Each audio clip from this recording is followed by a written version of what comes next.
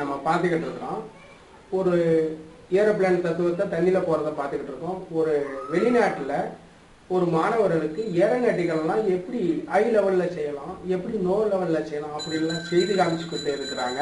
அந்த இதவும் சன் நியூஸில் பார்த்துக்கிட்டு இருக்கிறோம். நான் என்ன செஞ்சுருக்கேன், ஒரு விளையாட்டுக்கார ரிமோட்டை வச்சு தண்ணிக்குள்ளே ஏரோப்ளேனுடைய தத்துவத்தில் ஒரு மெரைன் சயின்ஸும் ஒரு ஏரோநாட்டிக்கல் உடைய மெத்தேடையும் இரண்டு மெத்தேடுகளிலும் தண்ணிக்குள்ளே போய் கொண்டிருக்கிறது. இங்கே மாணவர்கள் கேட்ச் பலூன் மூலமாக ஒரு ஏரோப்ளேன் மாதிரி செஞ்சு அதை பறக்க விட்டுக்கிட்டு இருக்காங்க. இரண்டு தத்துவங்களும் வெவ்வேறாக உங்களை செய்து காமிச்சுக்கிட்டு இருக்கேன். அந்த தத்துவம் ஆகாயத்தில் போகுது. இது தண்ணின்ற ஒரு ஆகாயத்தில், தண்ணியில் ஏதாவது பெயிலர் ஆன என்ன செய்யும், கடலுக்குள்ள உள்ள மூழ்கிடும். இது ஆகாயத்தில் ஏதாவது பெயிலர் ஆன என்ன செய்யும், தரைக்கு வந்து டொம்முடு வந்து விழுந்துடும். இரண்டு ஆகாயத்திலையும் இரண்டு மாதிரி வேலை. இப்போ கொஞ்சம் கவனம் குறைவனால போய் கட்டடத்தில் போய் மோதிரிச்சு. எந்த ஒரு பொருளை இயக்கும் போது அந்த கவனங்கள் சரியான முறையில் இருந்தால்தான் அந்த பொருளை வந்து சரியான முறையில் இயக்க முடியும். இப்போ பார்த்தீங்கன்னா ஒரு பேப்பரில் பறக்க வைத்து கொண்டிருக்கிறார்கள் மாணவர்கள். ஒரு அறிவியல் ரீதியில் செய்து அதை உயரிய தொழில்நுட்பத்தை எளிய தொழில்நுட்பமாக செய்து கொடுத்துருக்காங்க. அந்த வெளிநாட்டில் அந்த மாதிரி ஒரு கம்பெனி அந்த மாணவர்களுக்காக ஸ்பான்சர் பண்ணி செய்து அதனுடைய இயக்கத்தில் நம்ம பார்த்துக்கிட்டு இருக்கிறோம். இந்த சைடில் விளையாட்டுக்கார ஒரு டப்பா, ஒரு டிவிடி மோட்டார் இதை வச்சு ஒரு ஏரோப்ளேன் தத்துவத்தில் சைடில் வர போய்கிட்டு இருக்குது. இரண்டுக்கும் என்ன வித்தியாசம்னா, இதுவும் ஹை லெவல் திங்கிங். இப்போ நீங்கள் பார்த்துக்கிட்டு இருக்க நான் செய்ததும் ஹை லெவல் திங்கிங்.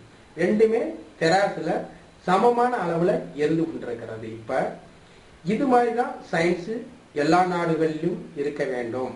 இது மாதிரி இருந்தால் தான் இந்தியா 2020 வல்லரசு இந்தியாவாக உருவாகும். அறிவியலை அறிவியலாக விளையாடாம அறிவியலை மாற்று பொருளாக செய்யுது. இன்னைக்கு பார்த்தீங்கன்னா இந்த கேஸ் பலூன் வந்து இவங்களாம் செஞ்சிருக்கிறாங்க, ஊதி இது பண்ணி அதை ரெடி பண்ண மாதிரி இருக்குது. அதே மாதிரி பேப்பரில் ஒரு விமானமாக பறக்க விட்டாங்க, அதுவும் ரியலாகவே இருக்குது. இந்த நியூஸை நீங்கள் கேட்டு பார்த்தீங்கன்னா உங்களுக்கு ரொம்ப ஆறுதலாக இருக்கும். இது மாதிரி நம்ம மாணவர்கள் செய்யணும் அப்படின்ற ஒரு எண்ணங்களும் உங்களுக்கு வரும். இப்படி தண்ணிலையும் நம்ம ஒரு விமானமாக செஞ்சு நம்ம ஓட்டணும் அப்படின்ற ஒரு எண்ணமும் உங்களுக்கு எழுமுன்றக்காண்டி இந்த பேப்பரில் பறக்கிற அந்த விமானத்தை பாருங்க. ஒரு சாதாரண ஒரு எக்ஸர் போட்டாவுடையதை தான் ஒயிட்டில் வச்சு அதை பண்ணியிருக்கிறாங்க. அது எப்படி போகுது பார்த்தீங்கன்னா, இது மாதிரி நம்ம இந்தியா மாணவர்களும் எல்லாரும் செய்ய கற்றுக்கணும். செய்ய கற்றுக்கிறதுக்கு ஒரு ஐடியா கொடுக்கணும் இல்லையா? அந்த ஐடியா தான் நான் கொடுக்க போகிறேன். இந்தியன் அறிவியல் கல்வி அறக்கட்டளை சார்பிலையும் மறுவான் வடிவம் புதிய கல்லூரி சார்பிலையும் இந்த சயின்ஸ் செய்தியை வெளியிட இருக்கிறோம்.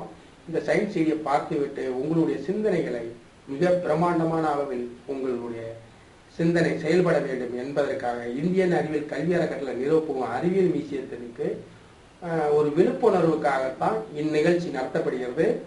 சேட்டலைட் கார் போட்டி, எந்திர மனிதன்.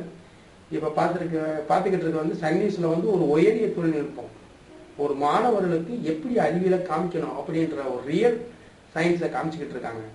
அவங்களுக்கு ஈக்குவல்ட்டாக ஒரு ரியல் சயின்ஸை நானும் காமிச்சுக்கிட்டு இருக்கிறேன். இரண்டு ரியல் சயின்ஸும் பார்க்கும்போது இதில் எதுவுமே குறையே சொல்ல முடியாது. ஏன்னா உண்மையான சயின்ஸ் நடந்து கொண்டிருக்கிறது, உண்மையான சயின்ஸ் இயங்கி கொண்டிருக்கிறது, உண்மையான சயின்ஸ் நம்மளை எல்லாவற்றையும் கவர்ந்து கொண்டிருக்கிறது என்பதுதான் உண்மை. இதில் எதுவும் ஓரமிஞ்சமாகலாம் பேசவில்லை. இது மாதிரி அறிவியல் நம்ம காமிக்கும் போது அவங்களுடைய அறிவு மிக பிரகாசமாக உருவாகும். ஏனென்றால் அன்றாட ஒரு பாடத்தை படித்து புதிய பாடத்தை தொடங்கக்கூடிய நாலேஜ் அவங்களுக்கு இருக்கிறது. ஆகையினால் நாம் செய்து காமிக்கக்கூடிய விஷயங்கள் அவங்களுக்கு அதுக்கு மேல புரியும் என்பதுதான் இந்த மாணவ சமுதாயம், அறிவியல் சமுதாயமே.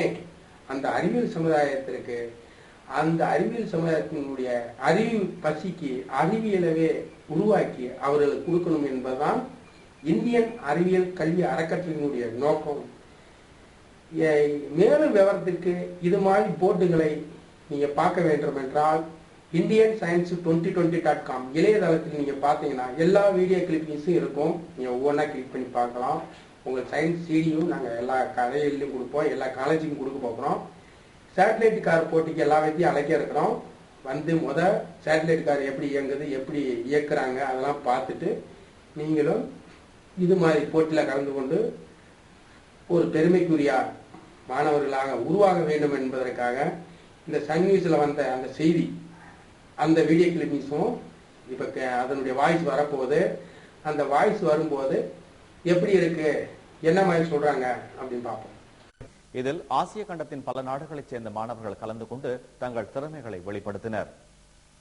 மாணவர்களின் விஞ்ஞான அறிவை வளர்க்கவும் ஊக்குவிக்கவும் அனைத்து நாடுகளிலும் பல வகையான போட்டிகள் நடத்தப்படுகின்றன.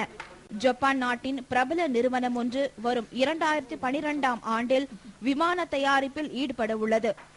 இதன் அடிப்படையில் விஞ்ஞான அறிவு கொண்ட மாணவர்களை இனம் கண்டு அவர்களை ஊக்குவிக்கவும் அந்த நிறுவனம் திட்டமிட்டுள்ளது.